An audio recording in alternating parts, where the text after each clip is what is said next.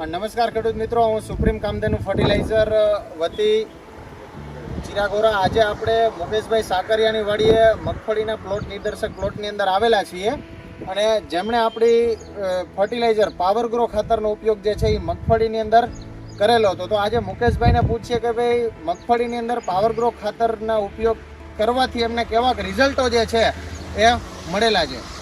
તો મુકેશભાઈ, સૌથી પહેલા તમે મને એ કહો કે કેટલા વીઘાની અંદર પાવર ગ્રોનો ઉપયોગ કરેલો છે? 18 થી 20 વીઘા છે. 18 થી 20 વીઘાની અંદર પાવર ગ્રોનો ઉપયોગ કરેલો છે, બરાબર.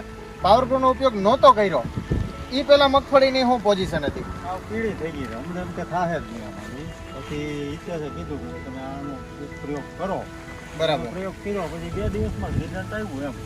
મગફળી ટૂંકમાં હાવ પીળી પડી ગઈ હતી. તમને એમ હતું કે આ મગફળી થવાની જ નથી અને એવું જ લાગતું હતું, બરાબર. પછી હિતેશભાઈ દ્વારા તમને સજેસ્ટ કરવામાં આવ્યું કે પાવર ગ્રો ખાતરનો ઉપયોગ તમે કરો, બરાબર. તો પાવર ગ્રો ખાતરનો ઉપયોગ કરવા પછી પીડાશમાં તમને શું શું ફેરફાર લાગ્યો? 70-80% લેવો ફેરફાર. 70-80% જેવો ફેરફાર લાગ્યો છે.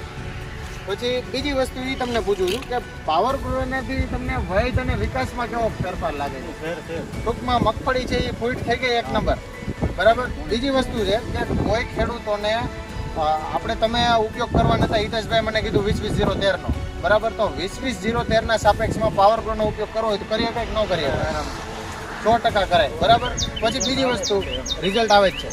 પછી તમારો એક મોબાઈલ નંબર આપો મુકેશભાઈ, કે જેથી કરીને કોઈ ખેડૂતને તમને પ્લાન્ટ વિઝિટ કર્યો તો તમને કંઈ કામ હોય તો પૂછી શકે. તમારો એક મોબાઈલ નંબર આપી દો. 95 86 34 37 16.